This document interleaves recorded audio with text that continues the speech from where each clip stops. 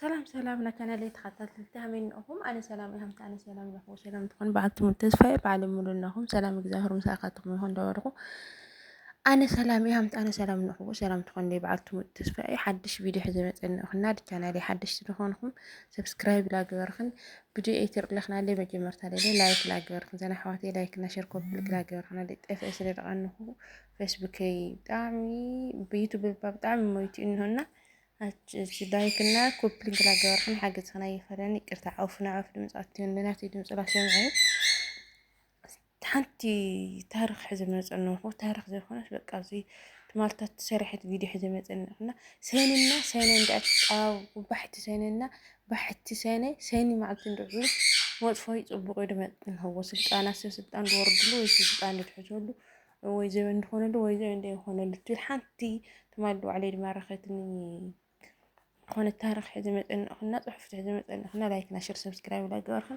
وبرتات عن دالخيو دايدا أكحل فكن زنا حواتي المجمرة كان لكن حد اشتركوا سبسكرايب لا جورخن فيديو ሰኔና ሰኞ ሲገጥም ጥሩ አይደለም የሚለውን አባባል በተለምዶ ይነገራል።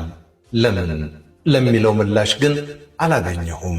ሰኔና ሰኞ ገጠመ ለመጥፎ አባባል ብቻ ነው የሚባለው።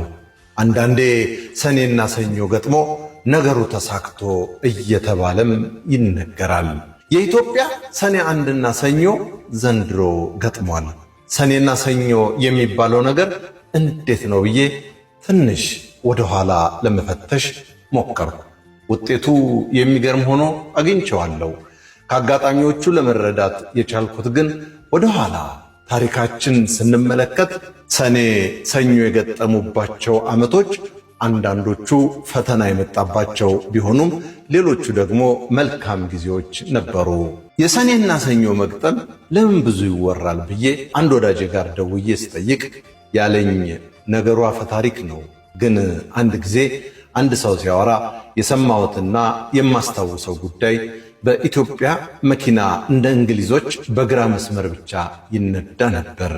በኋላ በአሜሪካኖቹ አነዳድ በቀኝ በኩል እንዲሆን ተብሎ ሲታወጅ ዓመቱ ሰኔ አንድና ሰኞ የገጠመበት ነበር።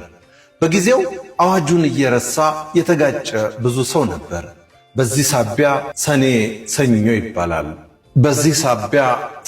ሰኞ ይባላል ሲሉ ሰምቻለሁ አለኝ።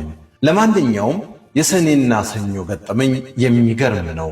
በተወሰነ መንገድ እንመልከተው። የአድዋ ዘመቻ በ1888 ዓ.ም ሲደረግ ሰኔና ሰኞ ገጥሞ ነበር። ይህ ዘመቻ ብዙ ፈተና ቢኖርበትም ድሉ ግን እስካሁን ለጥቁር ሕዝቦች በሙሉ እንዳንጸባረቀ ነው። ሰኔና ሰኞ የገጠሙበት 1906 ዓ.ም ዳግማዊ ምኒልክ ያረፉበትና ልጅ ኢያሱ ወደ ንግስና የመጡበት ነበር።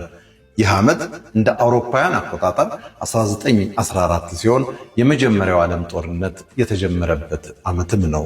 ሰኔ እና ሰኞ የገጠሙበት ጥቅምት 23 1923 ዓ.ም አፄ ኃይለ ሥላሴ ከራስ ተፈሪነት ወደ ንጉሥ ነገሥት ኢትዮጵያ ተብለው በአዲስ አበባ ደብረገነት ቅዱስ ጊዮርጊስ ቤተክርስቲያን ሥርዓተ ንግሥ የፈጸሙበት ዓመት ነው።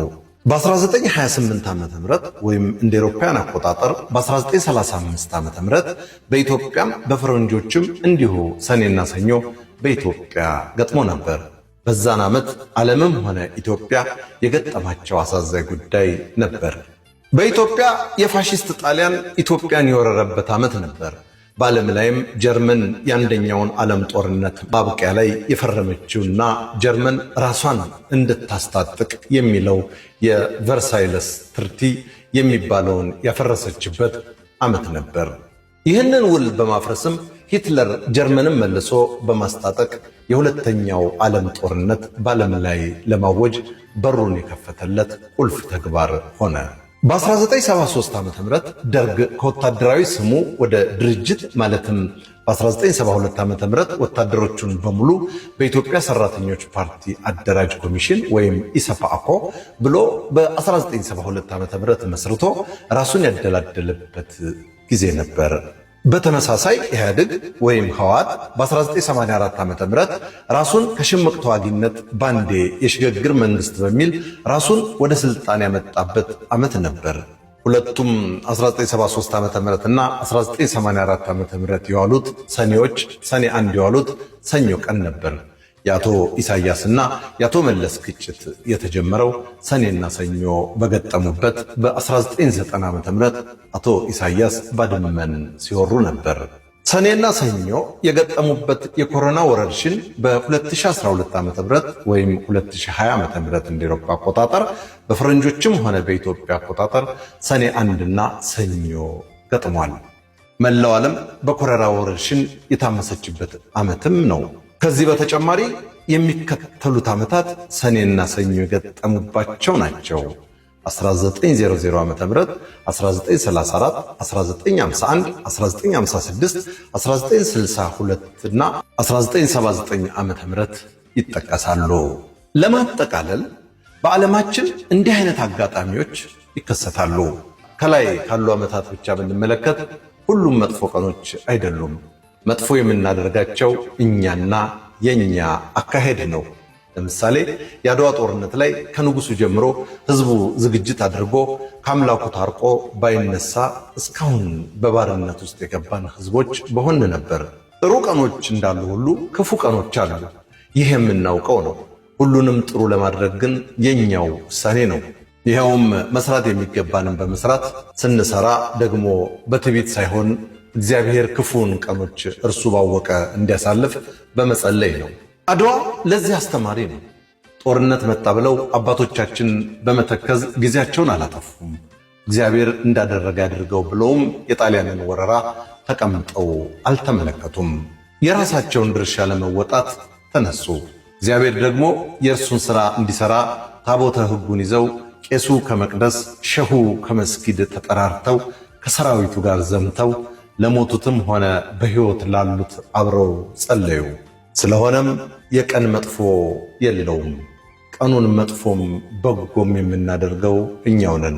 ይኸውም በሁለት ነገሮች ነው። አንድ የሚመጣውን ፈተና ለመጋፈጥ በህብረት ባለመስራትና ሁለት ደግሞ ወደ እግዚአብሔር ባለመጸለይ ነው። መልካም ሰኔና ሰኞ። ጌታቸው በቀለ እንዳዘጋጀው፣ በለጠ ሸቴ ዘሀገረ ኢትዮጵያ እንዳቀረበው። ገርም ታሪኺ ኣነ ከምዝስካሁን ዝፀቢያ ፍልጢ ግን ከዘመናት ዝመፀ ነገር ኢና ግን ፈጣሪ ህይወትና ያስተኻኽልና መጨረሻና ያጥበና ዓድና ሰላም ምሕረት ያወርደልና ላኹ ኣጻሊ ቪዲዮ እስከ ንገናኝ ባይ ባይ። ሰናይ ስቁንያ ሰላም ልኩልና ላወርኸ ዘንሓወት